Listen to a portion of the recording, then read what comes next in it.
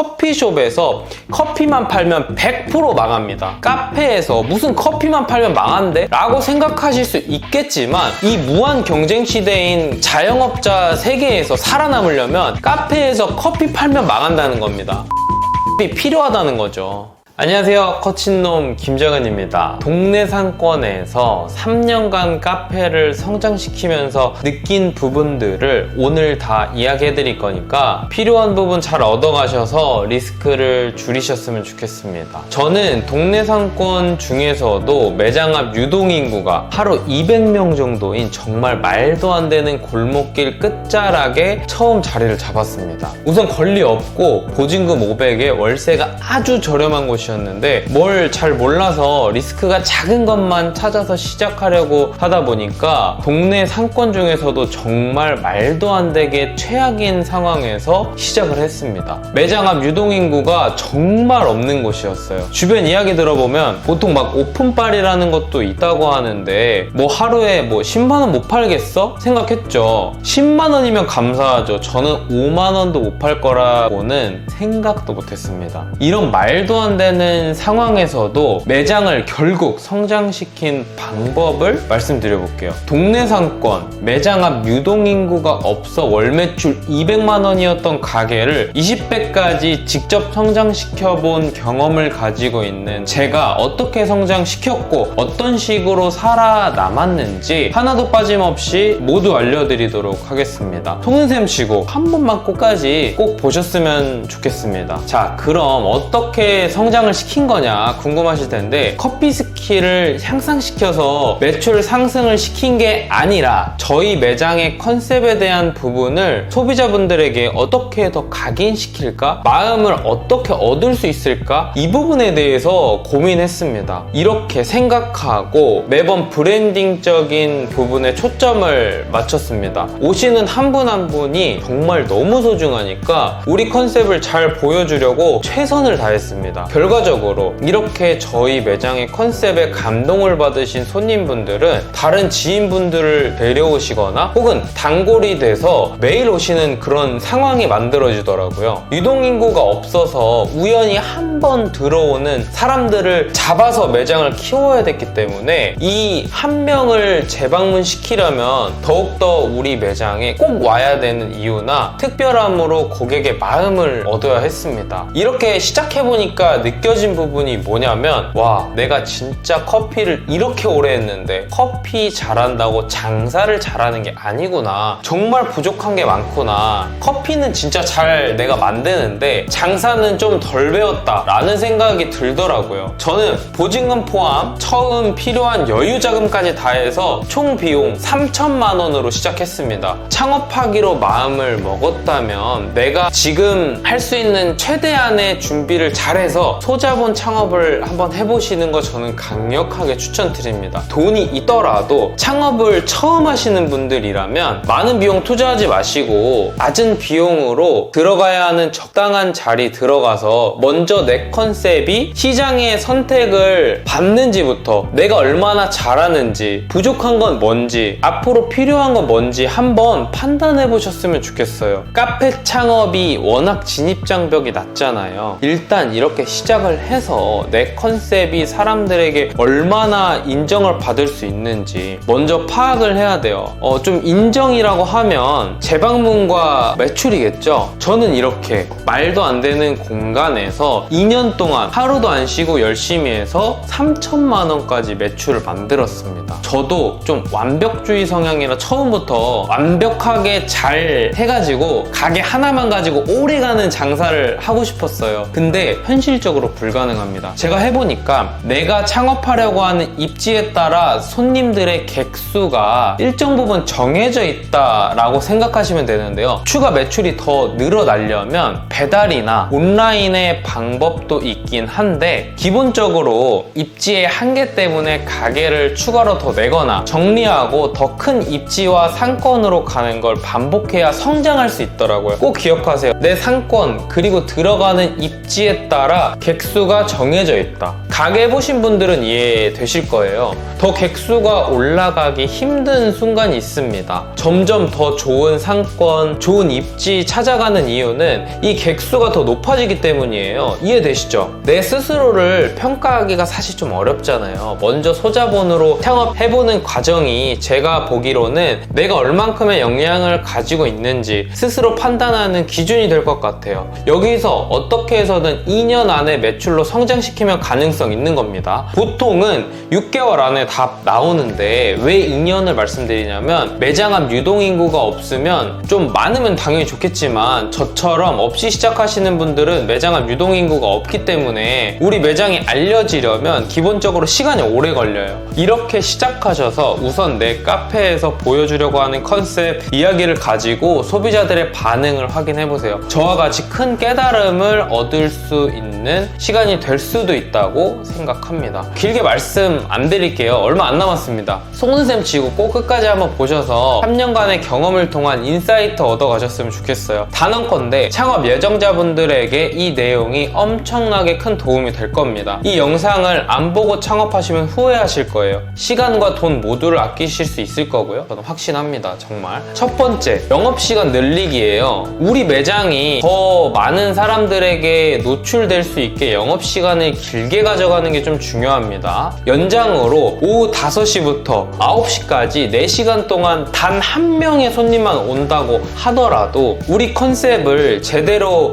보여주셨다면 시간을 늘린 것에 대해 성공했다라는 이런 자세로 시작을 해줘야 됩니다. 이 단 한 명의 손님이 많은 손님을 데려올 수 있다라는 사실을 잊으면 안 됩니다. 이런 마음가짐으로 우선 내 컨셉을 많은 사람들한테 알려야 돼요. 영업시간 늘리는 건 또 투자 없이 가장 쉽게 그리고 확실하게 매출을 늘리는 방법이기도 합니다. 어떻게 보면 당연한 이야기일 수도 있겠지만 영업시간을 늘리면 확실히 매출이 늘어납니다. 손님이 오셨을 때 정성을 다해서 응대해주세요. 두 번째, 작은 평수 카페는 홀 테이블로 돈 벌 생각하지 말랍니다. 이게 무슨 말이냐면 솔직히 한 10평 정도 평수가 작아서 테이블 두세 테이블 가지고 손님 받아서 돈을 번다라는 생각 자체를 하면 안 됩니다. 왜냐면 우선 테이블 단가가 계산해보면 답이 안 나오거든요. 2, 3회전 그 정도 그 이상도 나온다고 하더라도 돈이 안 됩니다. 솔직히. 그래서 홀을 그러면 아예 하지 말라는 거냐, 그게 아니라 홀 테이블은 한 개라도 분명 있으면 좋다고 생각합니다. 하지만 돈을 벌려고 하는 목적으로 접근하지 마시고 우리 매장에 느낄 수 있는 컨셉을 제공한다라고 생각하시면 좋을 것 같아요. 매장에 테이블이 몇 개 없더라도 이런 마음가짐을 가지고 손님 응대를 한다, 이런 식으로 생각하시면 좋을 것 같아요. 돈을 벌려고 하는 마음보다는 우리 컨셉을 느낄 수 있는 장치들을 담아서 음료를 한 잔 제공하더라도 우리 카페가 표현하고자 하는 아이덴티티를 가득 담아서 정성스럽게 제공하는 겁니다. 이렇게 한 분 한 분 완벽하게 만족시키는 겁니다. 이런 서비스에 만족하신 고객님들은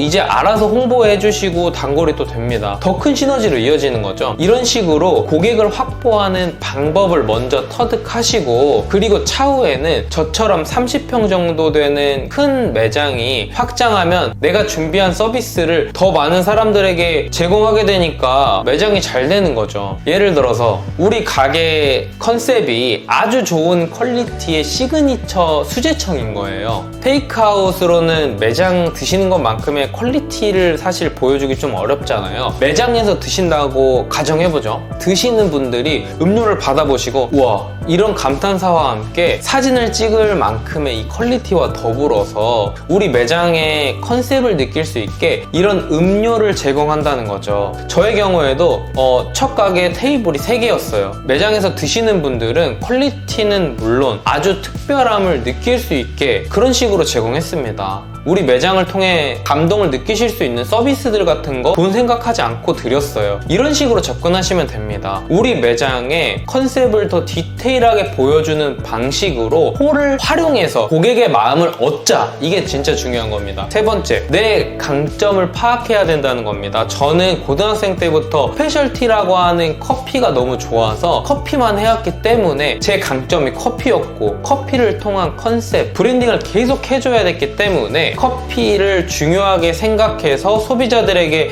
이 스토리를 각인시키려고 노력을 했던 거였거든요. 무조건 커피가 중요하기 때문이 아니라 저는 커피를 통한 강점을 제가 가지고 있었기 때문에 이렇게 한 겁니다. 간혹 내 강점이 뭔지도 모르고 컨셉이 정해져 있지도 않은 채 커피 공부만 하시는 분들이 있습니다. 물론 커피를 파는 공간에서 커피 중요하지만 맛을 올리기 위한 신경만 쓴다는 것이죠. 물론 모든 작업자들이 재현성 있게 항상 같은 퀄리티의 커피를 제공하려고 하는 노력은 필요합니다만 내 카페의 방향성이 뭔지도 모른 채 커피 공부만 하는 것은 매출 상승이나 발전에 큰 도움이 되지 않을 수 있습니다. 저는 솔직하게 커피 맛도 정말 중요하지만 우선 내 커피의 컨셉에 대한 부분으로 소비자들에게 어떤 것들을 좀 보여주고 싶고 좀 거창하게는 어떤 문화를 만들고 싶고 이게 진짜 중요하다고 생각해요. 카페라는 공간에서 대표가 가지고 있는 아이덴티티가 녹아들어 손님들한테 잘 전달되어야 된다는 거죠. 커피숍에서 커피만 팔면 100% 망합니다. 카페에서 무슨 커피만 팔면 망한대? 라고 생각하실 수 있겠지만 이 무한 경쟁 시대인 이 자영업자 세계에서 살아남으려면 카페에서 커피 팔면 망한다는 겁니다. 내 컨셉이 필요하다는 거죠. 저도 커피 정말 중요하게 생각하지만 커피 맛에만 신경 쓰는 게 카페 성장의 답이라기보다는 내 카페의 컨셉을 잡아서 손님분들에게 우리 매장을 잘 보여줄 수 있는 게 어떤 것인지 파악하고 투자하는 게 더 성장에 도움이 된다는 겁니다. 뭐 외부 시트지부터 내부 인테리어 분위기, 포스터, 간판, 각종 굿즈, 상품, 매장을 통한 우리 컨셉을 보여줄 수 있는 음료, 사장의 서비스, 뭐 서비스 마인드 등등 엄청 많겠죠.